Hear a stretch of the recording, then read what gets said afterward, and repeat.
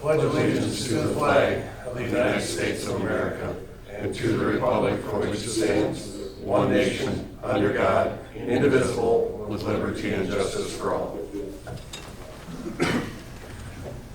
I'd like to call the Water City Council regular meeting of July 5th to order. We'll start with the roll call. Goodchild? Yes. Donovan? Here. Wick? Yes. Sturgeon? Here. Bruns? Yes. I'll entertain a motion to approve the agenda. Second. We have a motion and a second. All those in favor? Aye. Opposed? Aye. Get that always does. Motion carried. You gotta be quick, Mark. Well, you gotta be slow. Or I'll slow down and you be quick. It always does. All right. We'll start off with hearings. We have 3 separate hearings we need to start with today. So first off, at the June 21, 2022 meeting, the council set this date and time to hear public comments on plans, specifications, form of contract, and estimate of cost for the Hawkeye Avenue and 12th Street Southwest intersection PCC replacement project. Baylor Bestkin JEO Consulting Group will be available at the meeting to answer questions regarding the project. The recommendation is that the administration approve the project and on the following schedule. July 27, 2022, bids are due at 10 a.m. August 2nd, 2022, award, and November 2, 2022, completion. So the estimate of the project is $169,700 to be funded by road use tax. We'll open the hearing for comments, written or oral objections. Is anybody here to discuss the Hawkeye Avenue and 12th Street Southwest project? If so, don't see any comments here. Council? I'll make a motion to adopt resolution 22-20 on plant specifications, form of contract, estimated cost for the Hawkeye Avenue and 12th Street Southwest intersection replacement project. Second. We have a motion and a second. Roll call. Goodchild? Yes. Wick? Yes. Sturgeon? Yes. Donovan? Yes. Bruns? Yes. Motion carried. Baylor, you don't, any issue with the schedule? No, the only thing that, for that one curve ramp with the railroad, that's kind of my only concern. I'm trying to work with them right now, trying to get a permit, but that's about it. That won't affect any of the main street work, though. Okay, that hearing is closed. We'll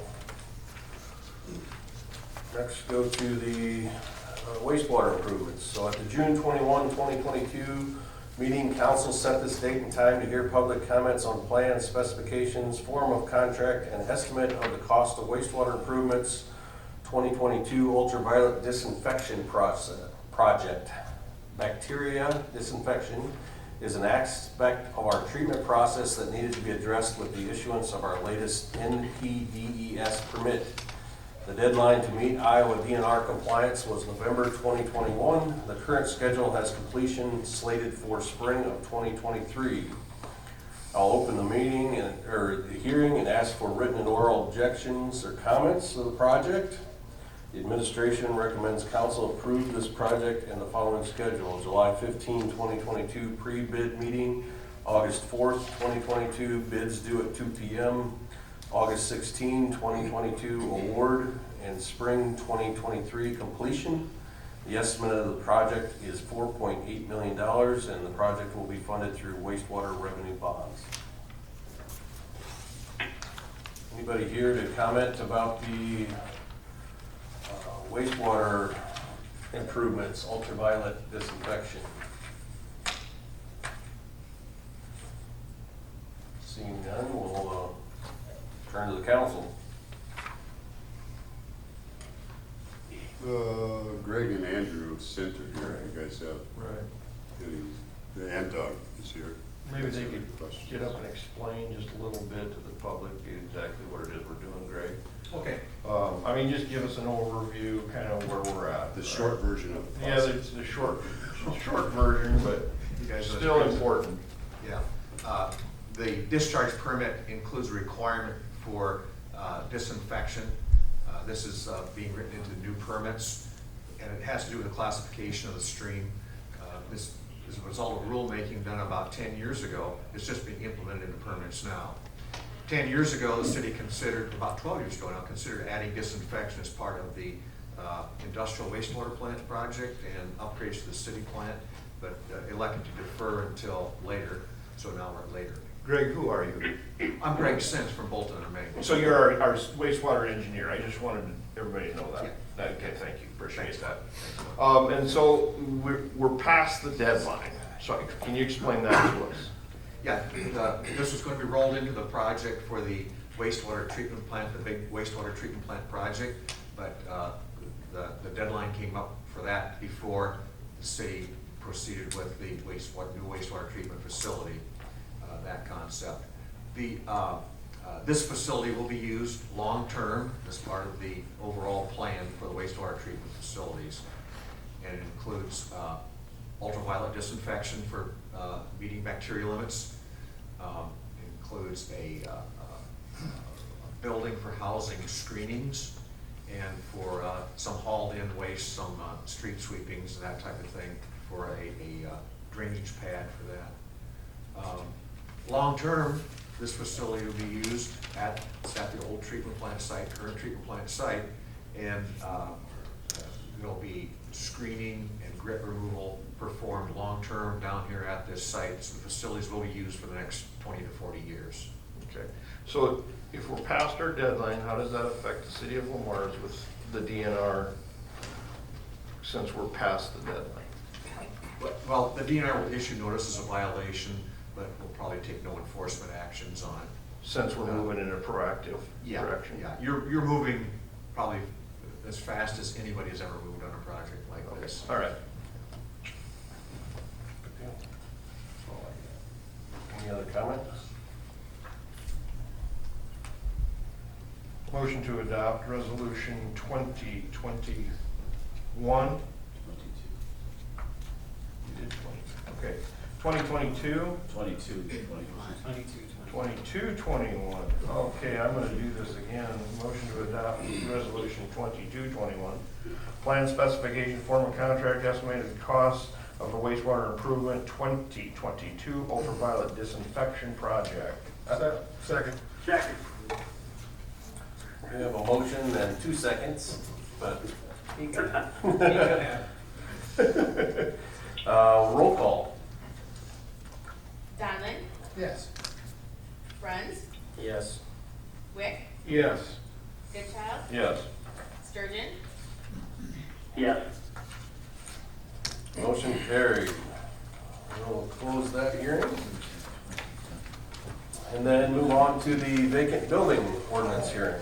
So, at the June 21, 2022 meeting, the council set this date and time to hear public comments on adding chapter 161 vacant building permit to the Lamar's Code of Ordinances. The ordinance would allow or would apply only to properties within the national and state recognized Lamar's Downtown Historic District. Attached is a map of the area. As is the case with many historic downtowns, buildings are multi-story and constructed from property line to property line. The ordinance would give some assurance to property owners that a vacant building meets minimum standards and is not a potential or immediate safety risk. I will open the hearing and ask for any written or oral objections or comments. And the administration recommends council approval of this first reading. So, anyone here to discuss the vacant building ordinance? Please stand up, and if you would identify yourself. John Meese, and I guess, I was here last time, and I hope everybody had a good Independence Day. Seems fitting, we're talking about government expansion here now, so. But The big thing here, I don't really know that you need this thing. You've mentioned it several times. I've discussed it with Jason Basura, and he had emailed me basically that you have a number of ways. I know the big thing was access to the property. A number of ways to access the property, both through the water superintendent and authorized employees have the right to enter for the properties from the purpose of inspection, observation, measurement, sampling, and testing. Our city code and ordinance state the water superintendent or designee should be permitted to enter premise of any customer at a reasonable time to read, remove, or change meter. Our code of ordinance also states that solid waste collectors hereby are authorized to enter upon private property or the purpose of collecting solid waste. And here's the one that I think fits most. Our code of ordinance states that the code enforcement officer and inspector shall have the right at any time to enter any building or premises in the city in performance of their official duties. So that's chapter 155. You're looking that up. And the first thing on this, your ordinance you want to pass is you wanted to, it's deemed vacant, blah, blah, blah. I can't find exactly, but basically it's for the safety, health, and public welfare through structural strength and stability means of egress. Your chapter 55, I'm reading that right off chapter 55. So basically you have the right to enter already at any time. I don't know why you need another ordinance to do this.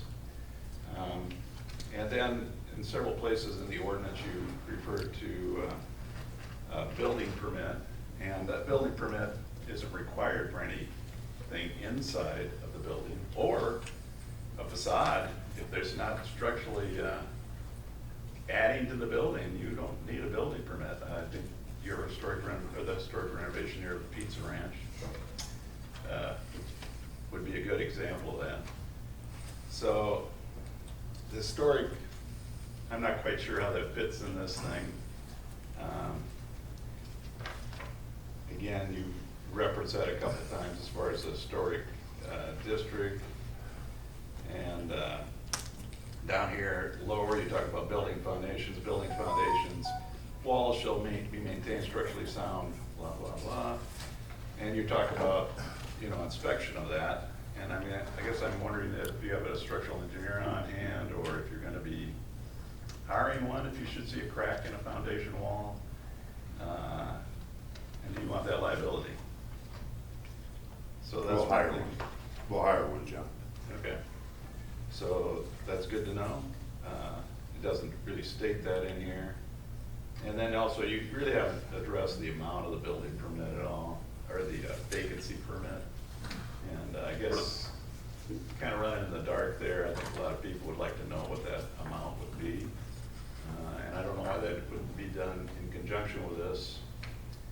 And then the last thing I was gonna mention on the building, on this vacancy permit, was in 161.5, when a permit is required, and you said currently meet definition of vacant as defined herein.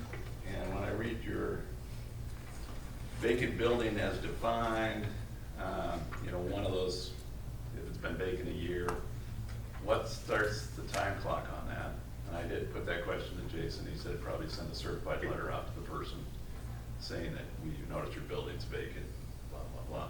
So there's an actual documentation of it. So when this thing's passed, I'm not sure what currently meets the definition of a vacant building, or if you're gonna start the time clock. It'd be a fact question. What's that? It's a fact question. I mean, if we pursued someone that we deemed to have a vacant building and they could prove that it wasn't vacant, then they win. It's a fact question. Okay, but you give 1 year.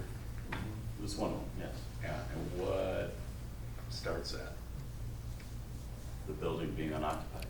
And who sets that date? The city will determine if it's a building that's vacant or not vacant. I mean, we can send a letter or not send a letter. When you get to the ultimate enforcement of the ordinance, it's a fact question. Okay. Is what I'm telling you. I understand what you're saying. Yeah. I know what you're saying, and I just thought it would be nice if there was a And Jason, you can address the fee, that's been discussed. Yeah, it's not listed in here, but I think it was in the last one, when we set the hearing. My recommendation was $50. Right. Typically, we don't, John, we don't like to put fees in the actual Oh, I ordinance. understand. It'll be, I understand what so I mean, so we could be doing that simultaneously. It's just I would like to know, Yeah. you know, you're calling for a fee on a permit, and you haven't, And this is a retro July 1st, is that right? Then that's the proposal, yeah. so, I mean, it would be nice to have some idea where the fee's gonna be. If it's $50, it's $50. I don't think we've I- had Yeah. any movement off $50. I don't know. No, I think the whole general idea has constantly been, this isn't a money-making thing. Right. This is not a money, so, and the fees, you know, all of our fees are reviewed once a year. Right. Change, so could it go to 60 next year or 40 next year? Yeah, it could. But I guess the biggest reason I'm here is I don't think you need it, because I think the codes currently in place give you plenty of access, and that was the big thing the last time was getting access. I have just one question for Sure. you, because you referred at 155. That's correct. I've read 154 pretty thoroughly, but the very thing about the qualified person to go into these buildings, that's gonna apply to any of them. That would apply, because I questioned that at the very beginning, I questioned that. Who's qualified to condemn something? I mean, so, or whatever it is, so I'm with you on that, but it's not in the other ones either. Yeah, we had talked about that, Joe. We had discussed we talked about that other building that the facade was coming off. Right. We didn't have anybody here qualified to. Right. I mean, so we went and Hired an outside source to come. I'm familiar with that. Yeah, I mean, so it'd be the same. Be the same. Same procedure, I understand that. But what I'm saying is, the whole idea of passing this ordinance was to get access to the building, is my understanding. And we've already got it in another code. I don't know why you need to add a special code just for the downtown, when you can go in there tomorrow if you want. And then as far as the historic district, you know, I don't know where your issue, I know where your issue is with a couple of property owners. And I don't know if there's issues with these other properties inside that area. But you don't really define, I mean, you got a map here of the historic district, so I guess it is defined. But I would wonder if that could be narrowed, just if it's Main Street you're concerned with, can you narrow that map to meets and bounds kind of with the streets, so that it's called out from Central Avenue. When I went online to go pull up this today, that map wasn't available, and so I questioned whether the city had actually adopted that map and anywhere in their code. And again, what you do in your speed limits, typically what you do is you called out the street, the length. You know, Hawkeye Avenue is 35 miles an hour from this point to this point, that type of thing. I guess I would like to see if it's really the concern with Main Street, Central Avenue. Let's just call out the buildings on Central Avenue, that cuts me out. And I don't have to worry about this thing. But on a whole, I really don't think you need it, because I think you've got access if you need it to go in and inspect the building, and not just downtown buildings, any building. So, what's the point? Okay, thanks, John.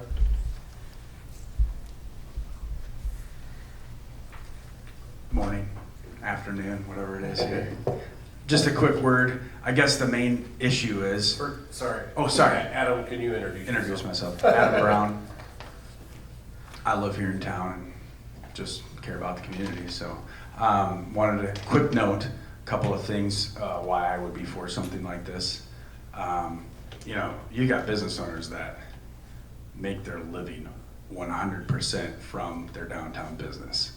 When there's buildings falling in and people don't want to walk down the streets, it's different than somebody who just buys a building for an investment and doesn't really have to rely on the income. And we all know, everybody sitting in this room, that there's been buildings that have been sitting empty for a decade, and that is unacceptable. If you want to buy a building and let it sit empty, you can do it somewhere else, especially when your facade's falling out. I think there's a lot of issues you can get into, because you're not only affecting, you can say freedom and all that kind of thing, I'm all for that, and owning your property. But when you're affecting the person next to you, and the foundation next to you, and the roof next to you, and the walls next to you, that is an issue, and it's something that has to be addressed, and it hasn't up until now. That's why we're trying to pass something like this. We're not trying to government overreach. We're not trying to make it difficult for people to do business. That's the complete opposite. We're trying to help the businesses. We're trying to help everybody work together to find a common ground to where we can have a nice downtown, the buildings are taken care of, and we don't want to have to charge a stupid fee. We don't want to have to go in the buildings and inspect them. But if we have to, the city, then we will. Trying to think if I want to add anything to that. That's the main thing. So, like, you know, my daughter's driving down the sidewalk in her scooter and hits a brick and falls over. Literally, that happened. I'm not going to say where.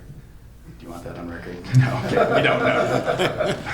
Take my word for it if you want or don't. But, so anyways, that's the whole issue. And thousands of people come in downtown to Lamar's to visit the ice cream parlor and other places. And we owe it to them to take care of things. So I can have a good experience. Thanks.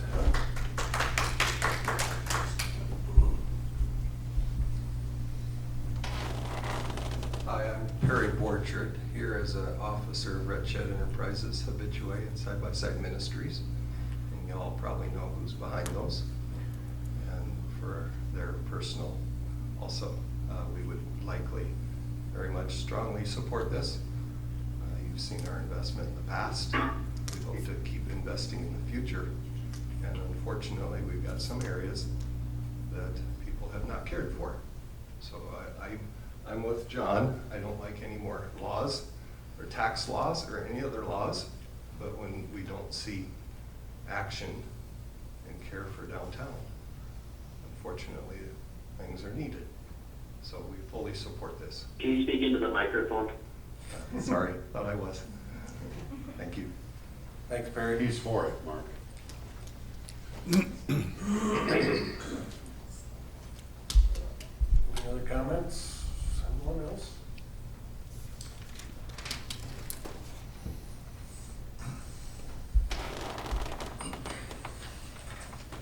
Council, any comments or concerns or